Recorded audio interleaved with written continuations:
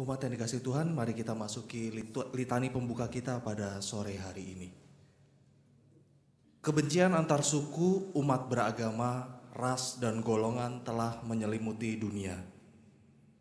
Amarah dan dendam menyulut perselisihan dan peperangan.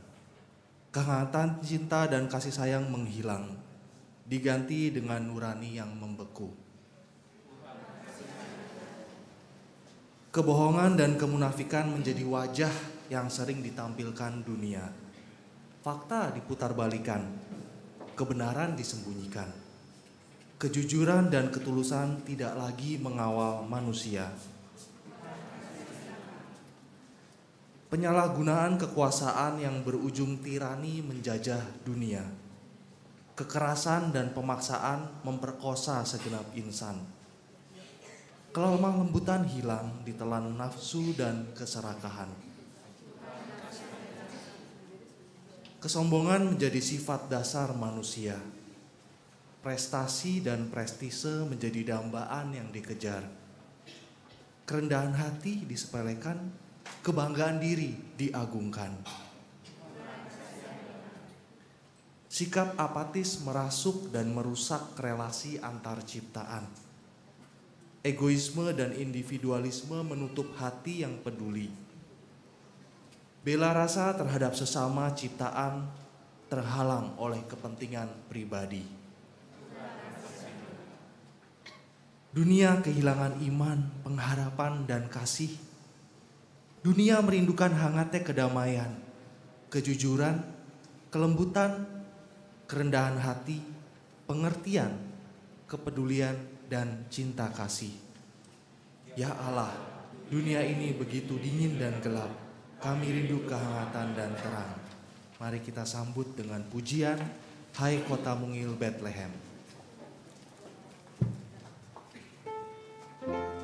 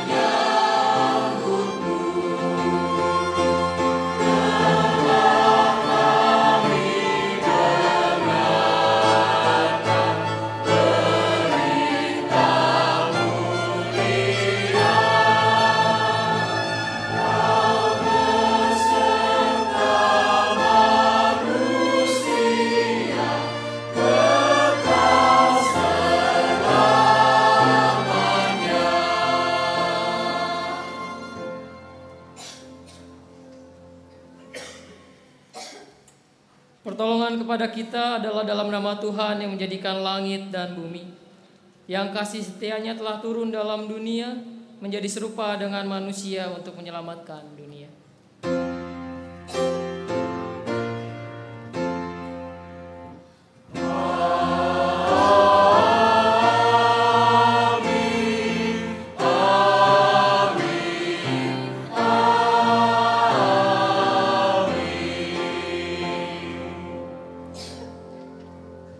Kasih karunia dan damai sejahtera dari Allah Bapa dan dari Yesus Kristus Putranya menyertai saudara-saudari sekalian.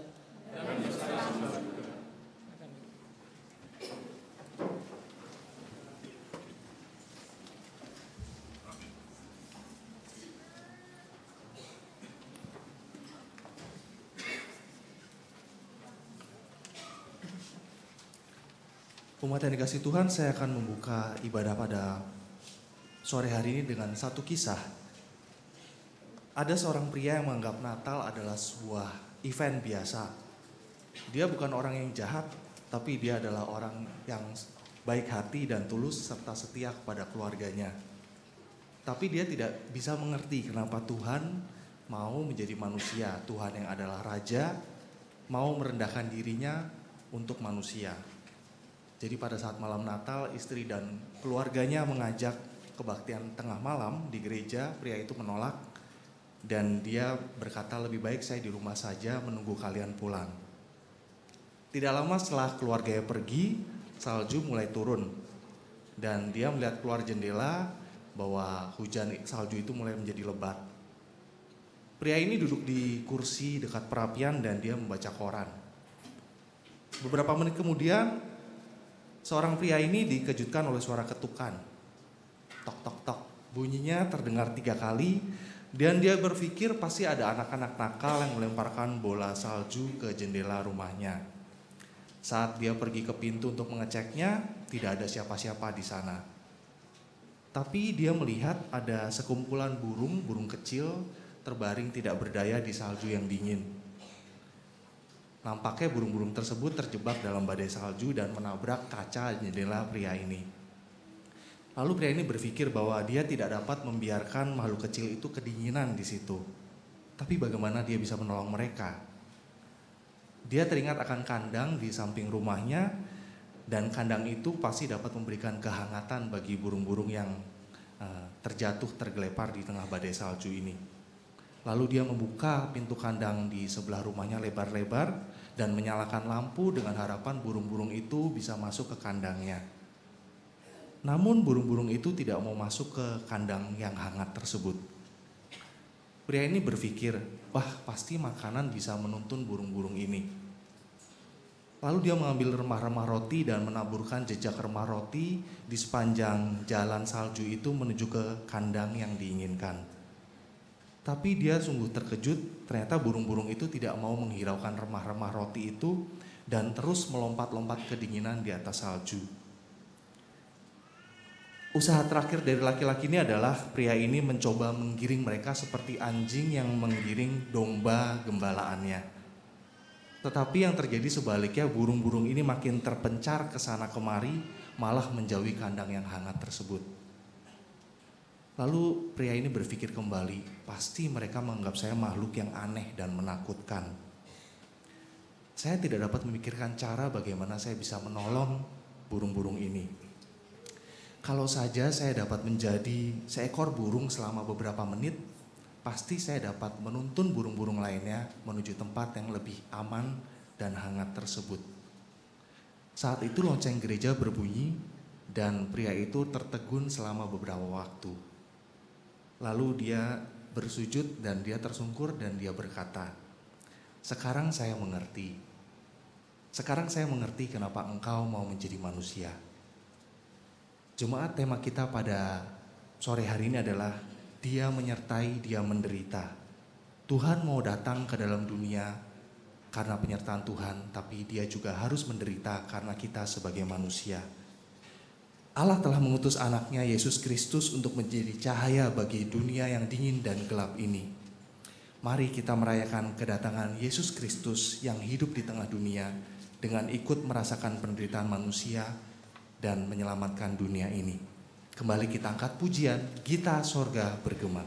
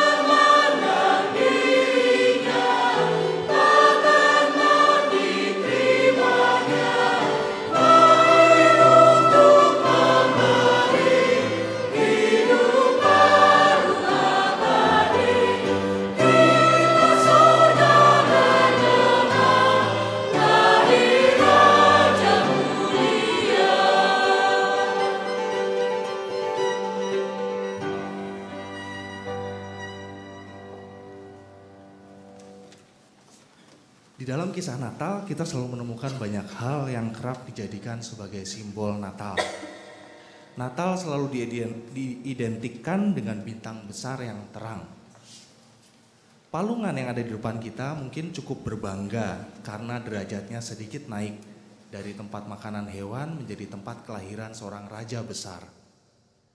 Natal juga dihubungkan dengan beberapa tokoh, yaitu malaikat Gabriel yang disebut sebagai pembawa kabar baik bagi dunia, gembala yang menjaga kawanan domba di waktu malam, tak ketinggalan juga para majus yang datang dari jauh mencari sang raja besar itu. Natal di masa kini juga didukung dengan kerlip-kerlip pohon Natal, lalu syahdu-syahdunya lagu Natal, indahnya hiasan yang ada di kanan kiri Bapak Ibu sekalian, kado-kado kartu Natal, bahkan paduan suara dan orkestra yang megah. Namun apakah Natal masih disebut Natal jika tidak ada semuanya itu? Abaikan saja pohon Natal dan lampu, musik yang indah, palungan, dan juga simbol-simbol Natal.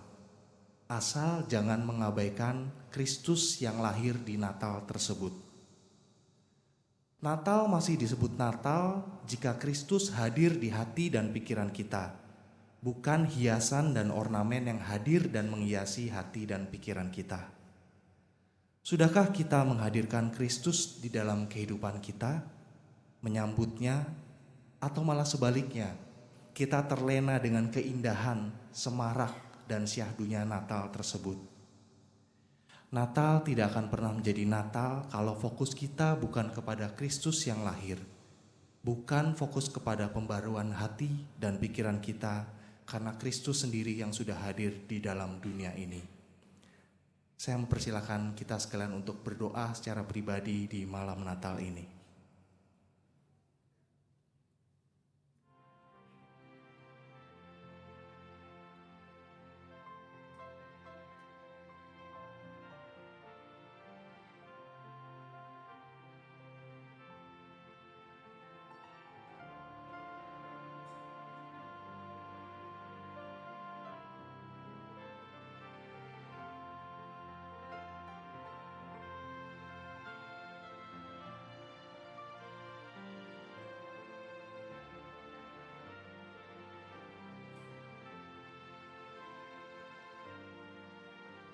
Asalkan Kristus lahir dalam hati kita, itu adalah Natal yang sejati.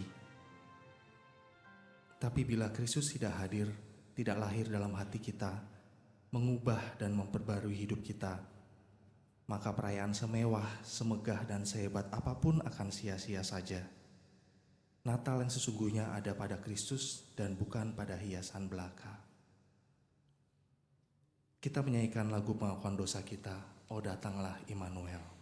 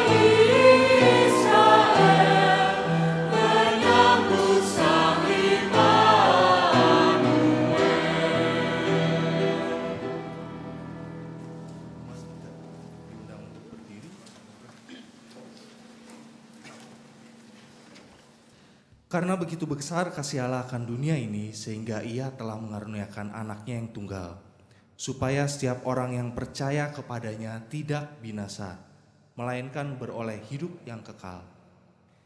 Allah datang ke bumi untuk melanjutkan rencananya membawa manusia kembali kepadanya. Allah sendiri menjadi bayi mungil, Ia bertumbuh dewasa, Ia mengajar dengan kata dan teladannya. Ia akan mengirim murid-muridnya untuk memberitakan kabar baik di Yudea, Samaria, dan sampai ke ujung dunia. Ia ditangkap dan dihukum mati, namun ia tetap setia demi keselamatan dunia.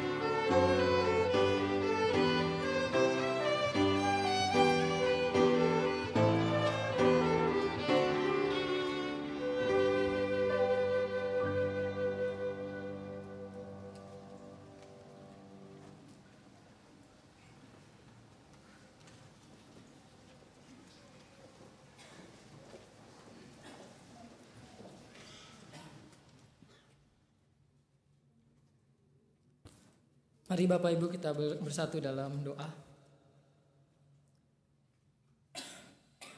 Tuhan, saat ini kami datang ke hadirat Tuhan. Kami akan belajar bersama tentang makna kelahiran Kristus yang esok akan bersama-sama kami rayakan. Saat ini kami akan bersama-sama seperti Bunda Maria dan Yusuf yang menanti dengan begitu gentar akan kehadiran seorang bayi mungil. Saat ini juga ajar kami Tuhan untuk bersama-sama boleh merefleksikan kehadiran Tuhan, merefleksikan penantian itu, sehingga kami boleh bersama-sama belajar apa kehendak Tuhan dalam kehidupan kami. Berikan kami kemampuan untuk boleh mengerti firman-Mu, terlebih lagi boleh melakukannya dalam kehidupan kami. Hanya di dalam nama Tuhan Yesus Kristus kami berdoa. Amin. Mari kita buka Alkitab kita dari Lukas 2. Ayat pertama hingga yang ke-7.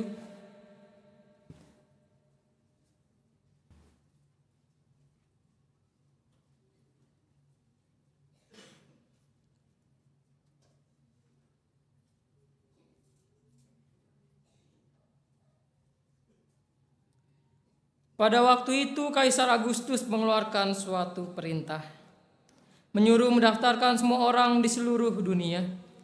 Inilah pendaftaran yang pertama kali diadakan sewaktu Kirenius menjadi wali negeri di Syria. Maka pergilah semua orang mendaftarkan diri masing-masing di kotanya sendiri. Demikian juga Yusuf pergi ke kota Nazaret di Galilea ke Yudea, ke kota Daud yang bernama Betlehem, karena ia berasal dari keluarga dan keturunan Daud, supaya didaftarkan bersama-sama dengan Maria tunangannya yang sedang mengandung. Ketika mereka di situ, tibalah waktunya bagi Maria untuk bersalin, dan ia melahirkan seorang anak laki-laki, anaknya yang sulung. Lalu dibungkusnya dengan lampin dan dibaringkannya di dalam palungan, karena tidak ada tempat bagi mereka di rumah penginapan. Demikian pembacaan firman Tuhan, yang berbahagia setiap kita yang membaca dan memeliharanya.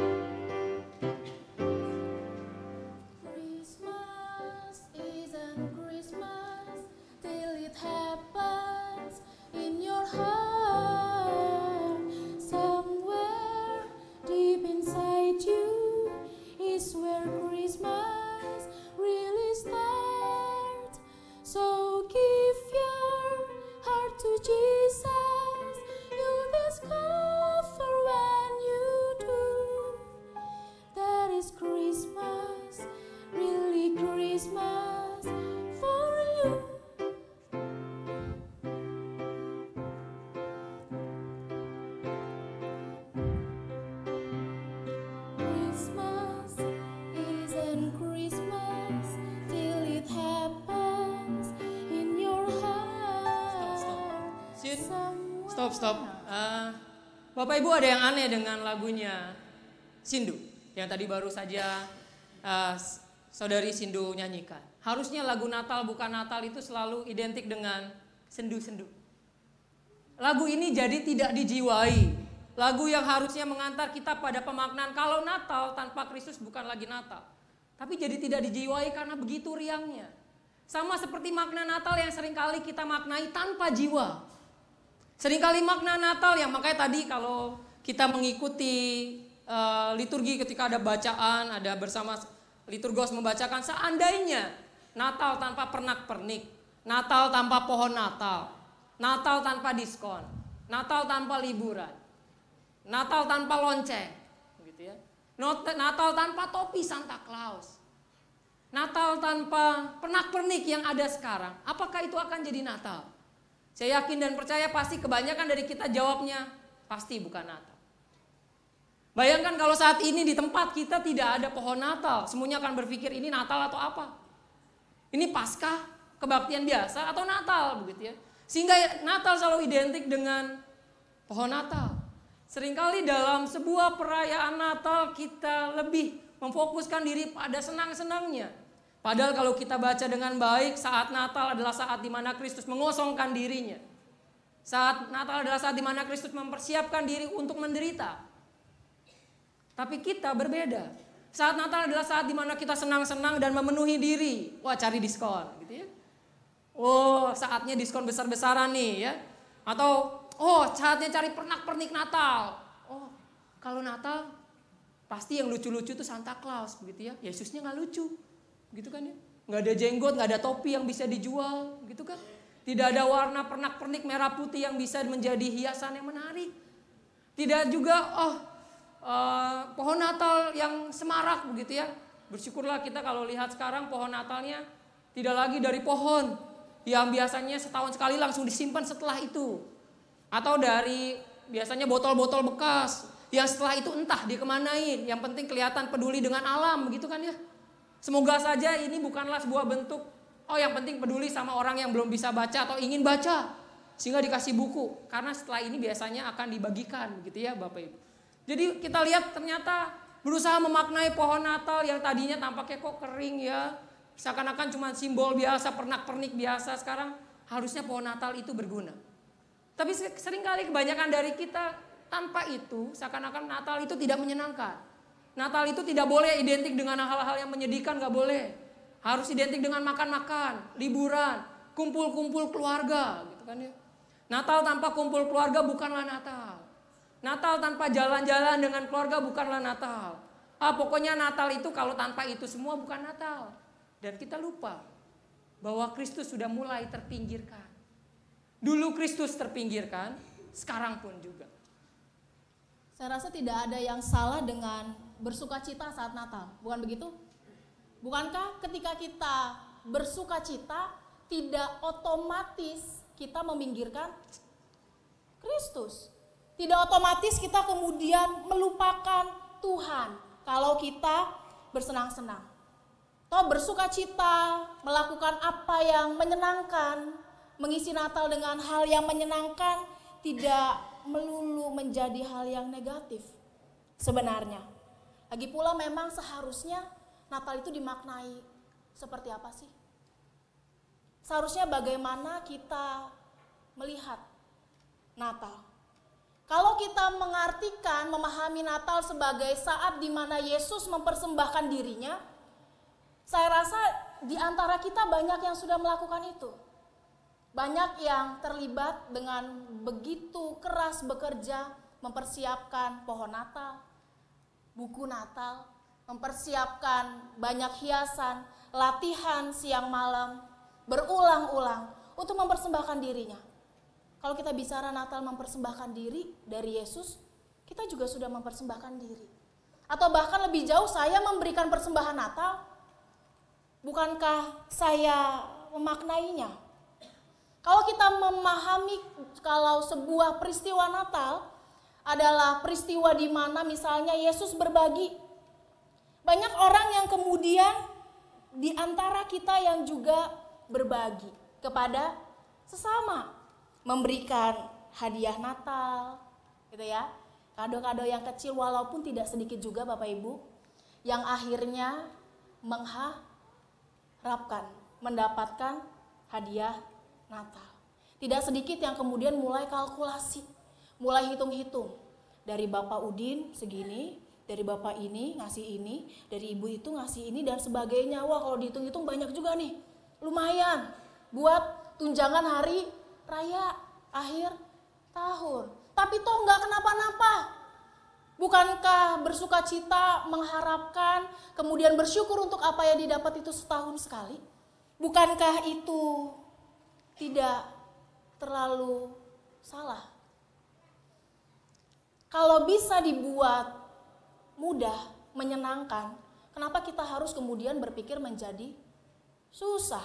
Kalau kita bersukacita bisa, kenapa kita harus kemudian jadi berduka cita? Betul. Apa yang Saudari Sindu katakan betul bahwa Natal perlu bersukacita. Natal juga adalah wujud rasa syukur kita karena Tuhan lahir. Tapi yang menjadi pertanyaan penting adalah saat Natal siapa yang jadi fokusnya? Siapakah yang menjadi tokoh utamanya? Bayangkan Bapak Ibu, rekan-rekan sekalian saat kita ulang tahun. Tapi yang jadi fokus orang lain dan kita diabaikan. Jadi kita udah siapin semua pestanya gitu ya. Kita sudah mengundang banyak orang untuk hadir dalam pesta. Yang diperhatikan yang lain. Taruhlah misalnya ulang tahun saya. Yang diperhatikan Sindu begitu ya. Wih cantiknya gitu ya, baik sekali. Ayo kita main yuk, kita makan. Nah sayangnya diabaikan. Nah bayangkan, bukankah Natal adalah pesta ulang tahun Kristus? Pesta ulang tahun Yesus, tapi kenyataan yang terjadi adalah berbagi, senang-senang, sukacita begitu ya. Tapi akhirnya tokoh utamanya disingkirkan. Saat kita berbagi dengan sesama, perhatikan baik-baik siapa tokoh utamanya. Seringkali yang jadi tokoh utamanya kita, gereja, atau mungkin badan pelayanan tertentu. Oh saya baru berbagi atas nama saya. Oh saya baru berbagi atas nama badan pelayanan tertentu. Oh saya baru saja membantu orang-orang yang di sana atas nama GKI Kavling Polri. Kristusnya di mana? Tokoh utamanya siapa? Gereja kah? Badan pelayanan kah? Kita kah? Sehingga saat Natal Kristus sudah mulai terpinggirkan, dulu terpinggirkan. Sekarang pun begitu dan kita lupa bahwa saat Natal yang harus diingat adalah Kristus. Kristus yang menderita. Tapi mau gak mau harus diakui, kalau suasana yang dibangun adalah suasana yang menyenangkan, suasana yang menggembirakan. Kalau kita jalan-jalan juga kita melihat suasana yang luar biasa fantastik, gitu ya. Dan itu identik dengan Natal. Itu apa yang biasa kita lihat menjadi identitas Natal, yaitu sukacita. Lalu kenapa kita harus merayakan Natal sambil mengingat penderitaannya? Kalau ingat penderitaan Bapak Ibu ingat apa? Paskah.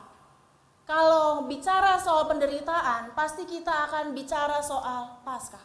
Lantas kenapa kita harus berbicara soal penderitaan ketika kita merayakan kelahirannya? Sebenarnya apa sih yang membedakan penderitaan ketika Natal dan penderitaan saat Paskah? Nah inilah hal yang menarik yang seringkali kita lupakan saat Natal. Natal berbahagia, Natal bersuka cita, oke silakan. Tapi sekali lagi ingat ada hal yang tidak bisa dilupakan. Siapa tokoh utamanya? Dan juga Kristus yang menderita. Bukan soal Kristus yang disalib, oke itu masih lama begitu ya. Kalau sekarang mau dihitung-hitung sekitar 2 bulan, 3 bulan lagi begitu ya. Tapi bukan soal itu. Oke itu benar kata saudari Sindu, itu saat Paskah. Tapi saat Natal ini ada yang kita lupakan bahwa Kristus saat Natal menjadi Allah yang siap dan memilih untuk menderita.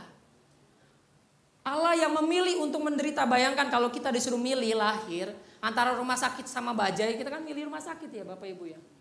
Gitu ya. Kalau mau pilih di mana rumah sakit sama Bajai kan jarang coba ya. Siapa yang saya mau lahir di Bajai aja pas jalan kan enggak gitu ya. Atau disuruh milih antara rumah sakit besar begitu ya. Atau di klinik kecil yang bahkan dibantu untuk melahirkannya sama bidan yang cuma 1 orang. Pasti kita milih di rumah sakit dengan fasilitas lengkap.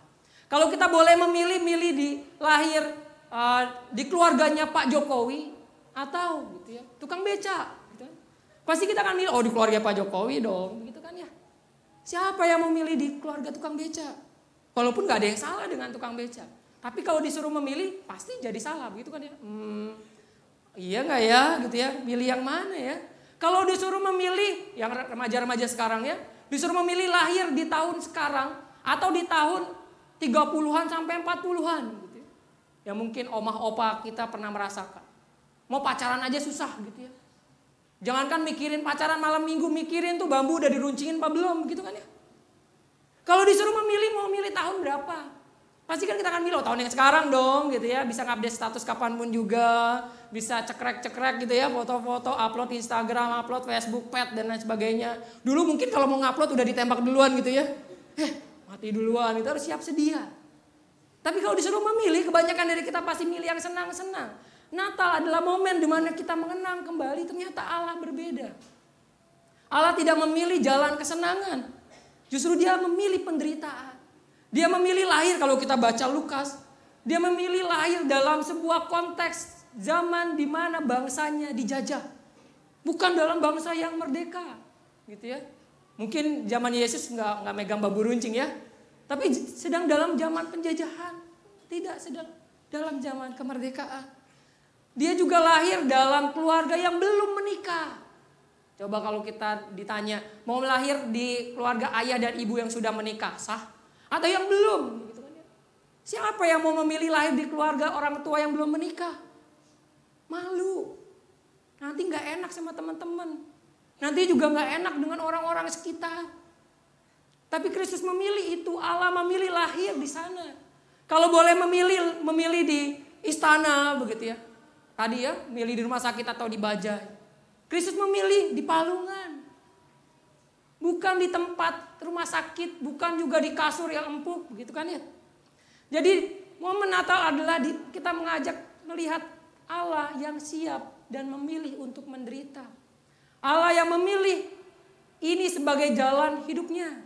Sebagai jalan pelayanannya, bahwa memang ketika saya ingin melayani, saya ingin terlibat bersama-sama dengan penderitaan mereka-mereka yang tersingkirkan. Mereka-mereka yang terabaikan. Mereka-mereka yang tidak pernah terpikirkan hadir dalam kehidupan orang lain, dalam kehidupan kita. Kristus turut menderita di sana. Kristus menderita untuk itu. Natal adalah sebuah pilihan. Karya keselamatan adalah sebuah pilihan. Pilihan ketika Allah memilih untuk datang. Dan Kak Nur mengatakan di pilihan itu Allah memilih jalan penderitaan. Bapak Ibu, dengan demikian kita akhirnya menyadari bahwa Natal tidak melulu dibungkus dengan sukacita, dengan melakukan hal-hal yang menyenangkan diri kita saja. Natal tidak melulu bersukacita dengan melakukan hal-hal yang menyenangkan versi kita saja. Karena ketika berbicara soal Natal, maka kita melihat bahwa ada pilihan, ada keteguhan hati untuk berani mengambil keputusan menderita. Yesus sama sekali tidak mencari aman, apalagi mencari kenyamanan. Dia memilih mengasihi dan siap untuk terluka. Kalau kita misalnya, saya beberapa kali belakangan ini Bapak Ibu sering ikut ke ibadah pernikahan. Selalu ada ketika saya akan menerima kamu saat senang maupun saat duka, saat sehat maupun sakit. Bukankah ketika kita mencintai, mengasihi seseorang, maka ada satu hal yang pasti, bahwa kita harus siap untuk terluka, bahwa kita juga harus siap untuk menderita. Dan itu yang Yesus lakukan. Yesus mengasihi kita, maka ia mempersiapkan dirinya untuk terluka dan menderita. Dan dia memilih untuk tetap lahir bagi kita. Inilah yang seringkali terlupakan. Karena kita kebanyakan mengisi Natal dengan hal-hal yang melulu menyenangkan. Hal-hal yang menggembirakan diri kita saja. Lantas apa yang harus kita pahami bersama? Ya, seringkali kita lebih memilih cari aman, senang-senang. Kita lebih pilih untuk menolak penderitaan. Bahkan ketika mungkin diajak untuk yuk kita melayani. Nanti dulu begitu ya. Saya sudah punya masalah sendiri. Kenapa harus memikirkan masalah orang lain? Padahal Allah hadir memikirkan masalah mereka yang terabaikan. Seringkali juga kita mulai egois dengan penderitaan kita sendiri. Saya sudah menderita, buat apa yang lain dipikirkan. Bahkan kalau diajak yuk kita pelayanan di gereja. Emangnya gereja memikirkan masa depan saya? Memangnya gereja mengerti apa yang akan saya tuju? Apa yang akan saya capai? Apakah gereja tahu apa yang saya inginkan? Bahkan seringkali saya melayani gereja pun tidak dapat apa-apa. Bukankah begitu yang seringkali kita jawab? Bukankah ketika saya melayani di gereja yang terjadi adalah kepahitan? Dan kita lupa bahwa ketika Kristus hadir pun sudah siap untuk menderita. Dan kita pun di momen Natal ini diingatkan, maukah kita juga siap untuk menderita? Untuk yang lain, untuk kepentingan bersama, untuk mereka-mereka yang terabaikan. Bapak Ibu rekan-rekan sekalian, saat kita mengatakan kami siap melayani, Kami siap menderita buat yang lain. Kami siap melayani. Di gereja itu adalah sebuah bentuk pengorbanan yang nantinya akan berdampak besar. Saat kita melayani di gereja, kita melayani mereka-mereka yang terpinggirkan, yang tersingkirkan, yang terabaikan. Dan tanpa sadar dan mungkin juga dengan sadar, Tuhan membentuk kita dan sekaligus membentuk orang-orang yang kita layani. Menjadi orang-orang yang sesuai citra Kristus. Bayangkan kalau tidak ada pelayan-pelayan di gereja. Tidak ada penatua, tidak ada pengurus badan pelayanan. Remaja akan jadi seperti apa?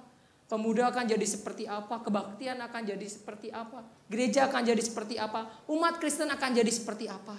Mungkin kita akan bertanya, loh udah ada pendetanya, udah ada penatuanya, badan pelayanan tetap aja orang Kristen ya yang jahat ada aja. Bayangkan sudah ada aja seperti itu, apalagi tidak ada. Momen Natal ini mengajak kita, maukah kita meniru Kristus, siap menderita buat yang lain. Siap menderita untuk kepentingan bersama, tidak cari aman. Tidak hanya senang-senang, tidak hanya bahagia sendiri, atau mungkin menderita sendiri dan lupa dengan penderitaan yang lain. Sekali lagi saat kita mau menderita, berkorban buat kepentingan banyak orang, kita sedang berkorban untuk masa depan. Apa yang kita nikmati sekarang bukankah juga hasil penderitaan orang-orang di masa lalu? Coba ya rekan-rekan yang naik motor di sini. Dulu ketika mereka yang menciptakan motor kan berapa kali mereka berkorban, jatuh, harus nyobain gitu kan ya. Apakah kita mikirnya oh dulu waktu diciptakan pasti langsung jalan tuh gitu. Kan enggak kan ya. Berapa kali yang nyiptain harus terjatuh, mungkin pas sudah jadi motornya harus, bayangkan ya, kita saja yang enggak menciptakan, yang tinggal pakai pertama kali belajar jatuh ya. Jatuh, kejebur di got kah, nyungsep kah gitu ya, kena knalpotnya dan lain sebagainya. Bayangkan yang menciptakan. Ketika pertama kali lo enggak ada remnya gitu ya. Kok ngegas terus ini begitu ya. Dan berapa kali kecelakaan yang terjadi. Tapi karena pengorbanan mereka di masa lalu, kita bisa menikmati itu di masa kini. Dan begitu egoisnya kita nggak mau berkorban untuk orang-orang di masa depan. Entah itu anak kita, cucu kita, rekan kita, dunia di masa depan. Kita lebih memikirkan sekarang. Dan kita lupa dengan pengorbanan orang-orang di masa lalu, termasuk Kristus di sana. Bapak Ibu, mari kita bersukacita. Mari kita bersenang-senang karena kita bersyukur kalau Tuhan memilih untuk lahir dan menderita bagi kita. Kita bersyukur karena Ia memilih untuk berkorban bagi kita dan Ia lahir di hati kita semua. Satu dua bagi kita.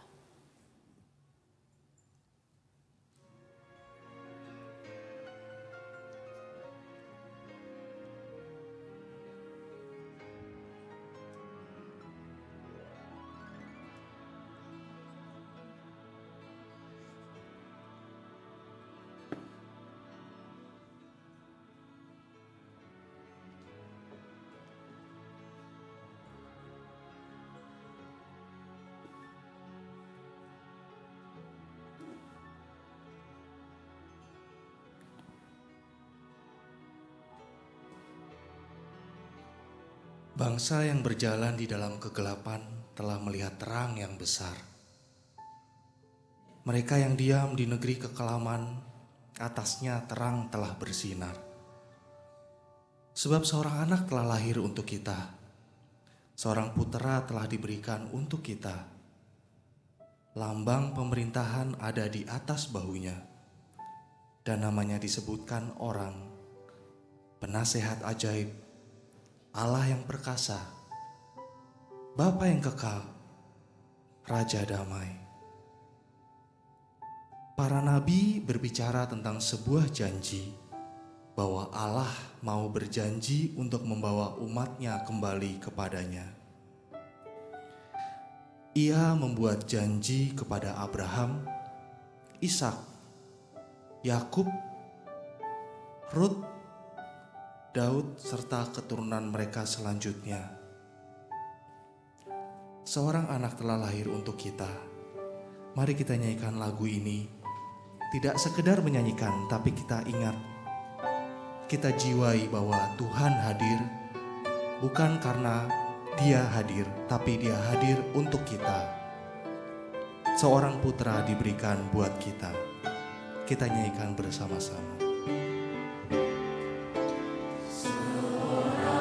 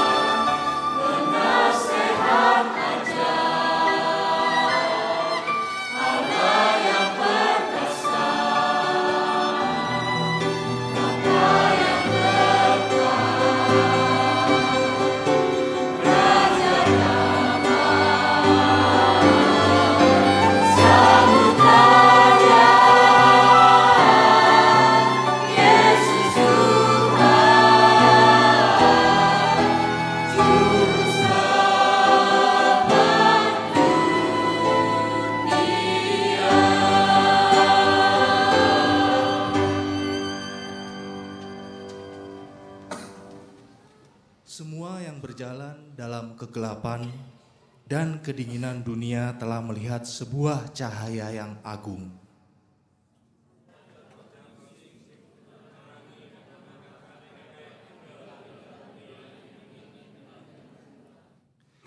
Yesus Kristus adalah cahaya itu. Marilah kita rayakan kedatangannya di tengah kita pada malam yang kudus ini.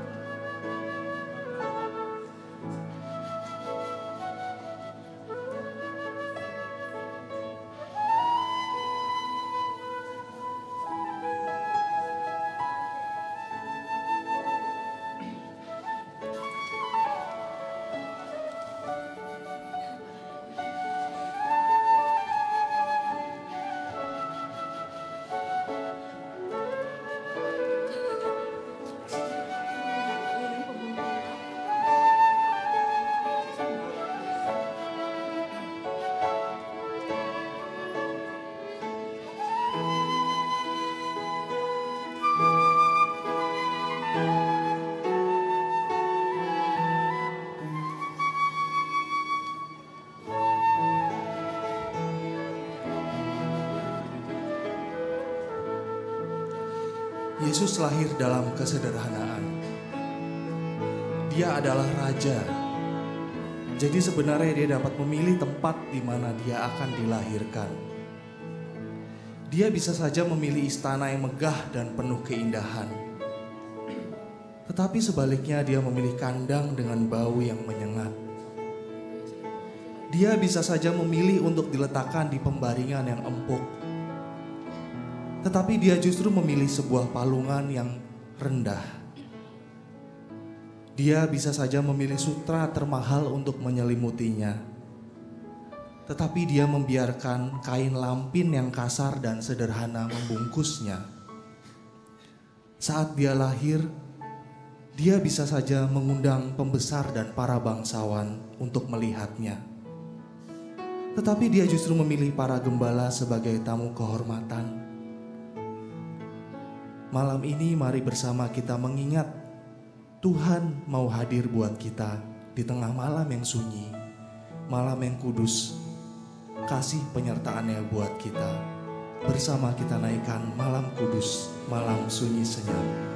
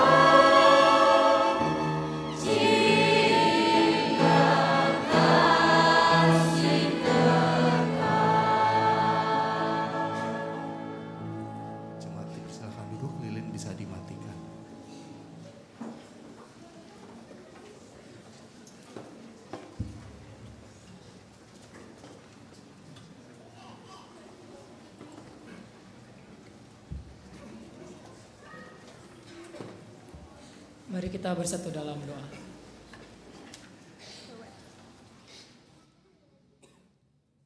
Tuhan, kami bersyukur Saat ini kami diberikan kesempatan untuk menaikkan doa syafaat kami.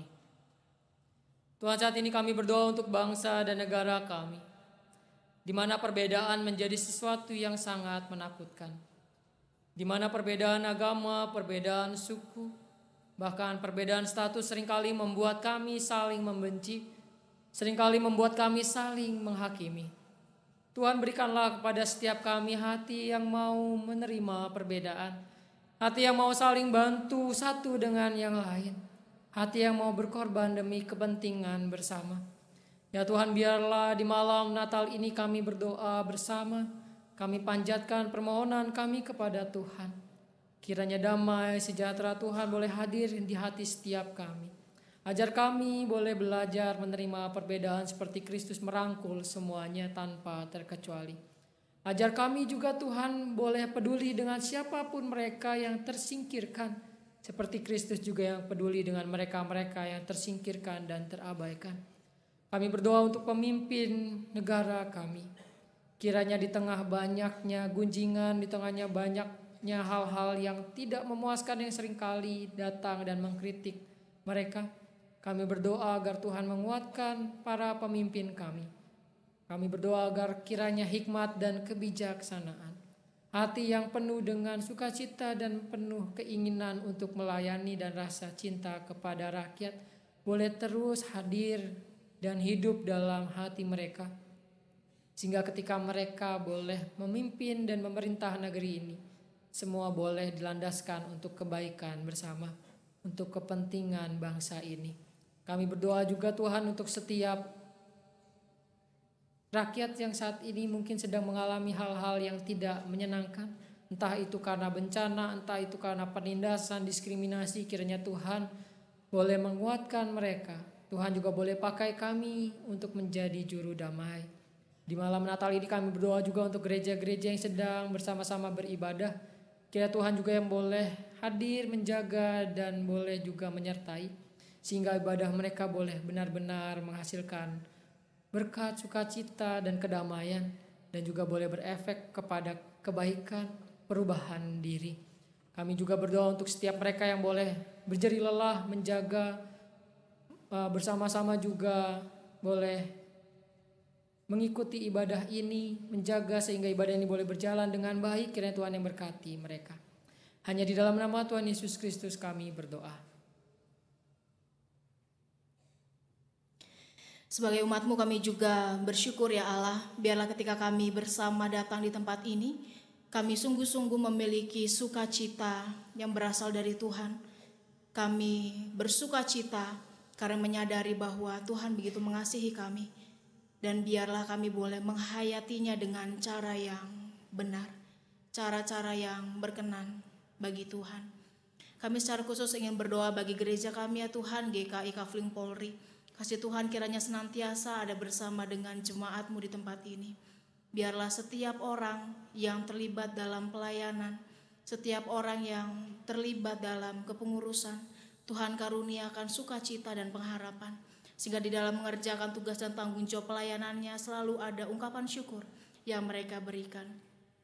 Untuk rangkaian acara ya Tuhan yang juga masih akan dilangsungkan dalam beberapa hari ke depan, Tuhan kiranya memampukan kami semua untuk mengerjakannya. Dan biarlah sebagai jemaat Tuhan kami juga diberikan kerinduan untuk sama-sama bekerja, untuk sama-sama melayani Tuhan dengan apa yang kami bisa, dengan apa yang kami miliki, dengan keberadaan diri kami seutuhnya. Dan kami saat ini secara khusus ingin berdoa ya Tuhan juga untuk retret jemaat yang akan dilaksanakan pada minggu mendatang. Kiranya setiap persiapan yang boleh dilakukan boleh dapat menjadi berkat juga bagi setiap jemaat yang mengikutinya. Tuhan kiranya menolong kami sehingga ada kesehatan dan kekuatan yang dikaruniakan. Sehingga kami boleh sama-sama menghayati kehidupan berkeluarga, menghayati kehadiran Tuhan di tengah kehidupan berkeluarga kami. Kami berterima kasih ya Tuhan, kami mengucap syukur untuk apa yang kami terima, untuk apa yang kami rasakan sebagai jemaat-Mu, untuk banyak kebaikan Tuhan bagi GKI Kafling Polri. Kami berterima kasih dan doa yang tidak sempurna ini kami tutup dengan doa yang sudah Tuhan ajarkan bersama kepada kami demikian. Bapa kami yang di dalam surga, dikuduskanlah namamu, datanglah kerajaan-Mu, jadilah kehendak-Mu di bumi seperti di sorga. Berikanlah kami pada hari ini makanan kami yang secukupnya, dan ampunilah kami akan kesalahan kami, seperti kami juga mengampuni orang yang bersalah kepada kami. Dan janganlah membawa kami ke dalam pencobaan, tetapi lepaskanlah kami daripada yang jahat. Karena Engkau-lah yang punya kerajaan dan kuasa dan kemuliaan sampai selama-lamanya. Amin.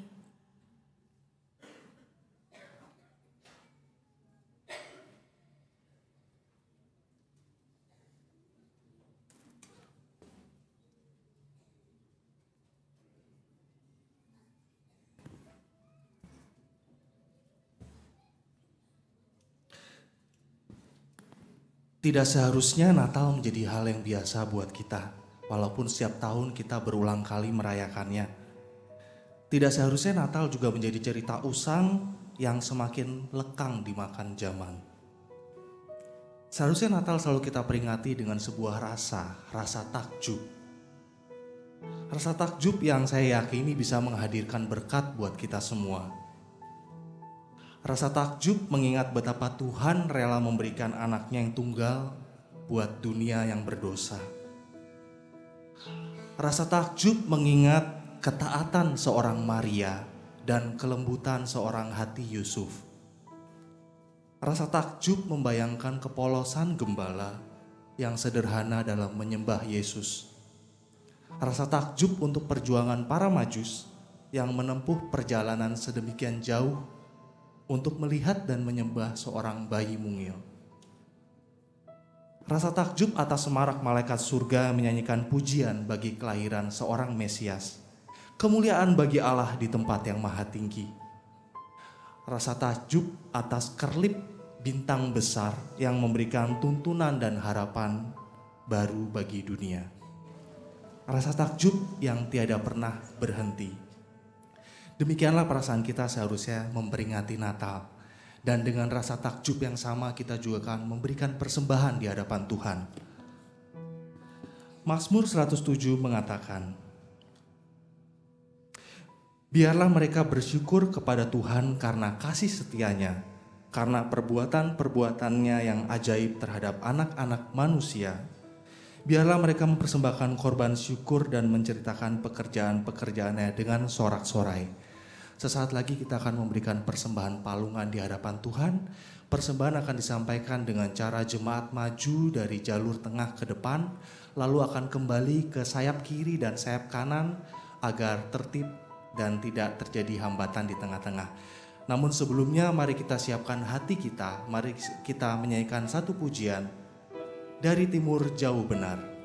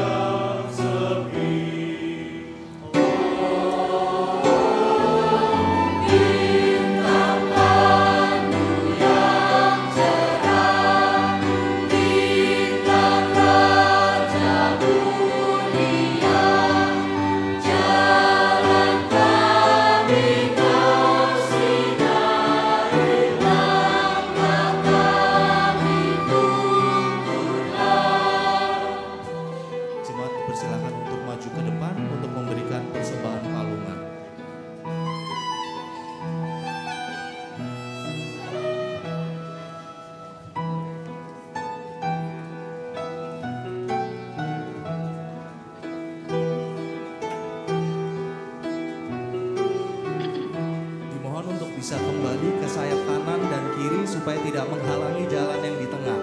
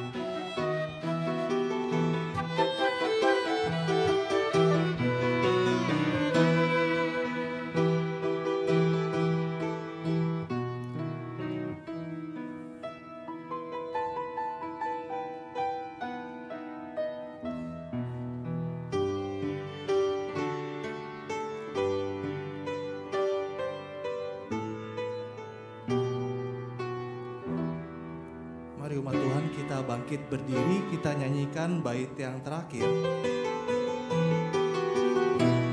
Agunglah kebangkitan.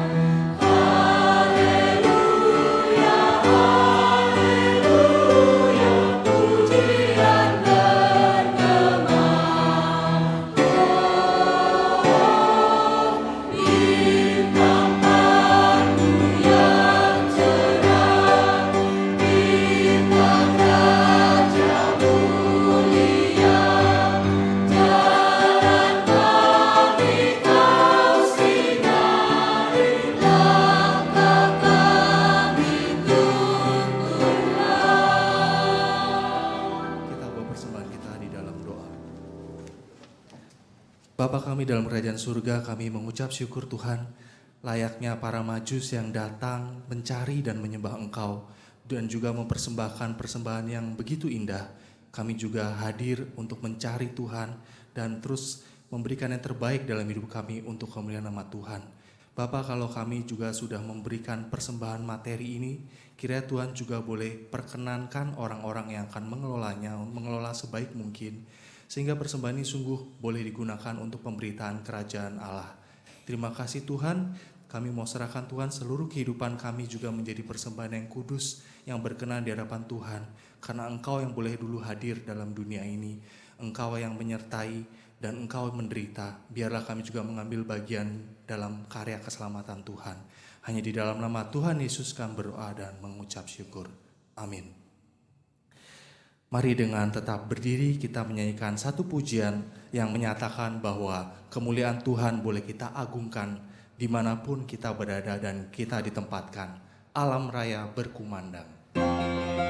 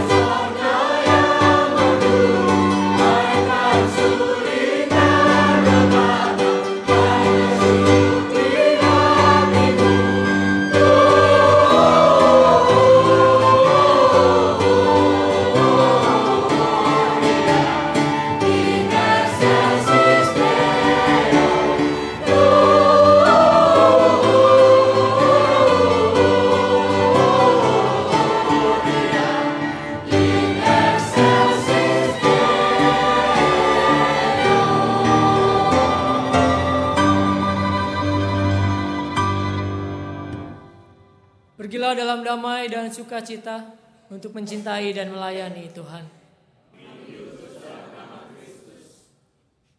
Kiranya Allah yang mengutus para malaikat untuk menyampaikan kabar baik tentang kelahiran Juru Selamat yang menjadi cahaya kebenaran, memenuhi kita dengan sukacita, menjadikan kita pemberita kabar baik itu, serta membuat kita bercahaya seperti Dia yang menghangatkan dan menerangi dunia.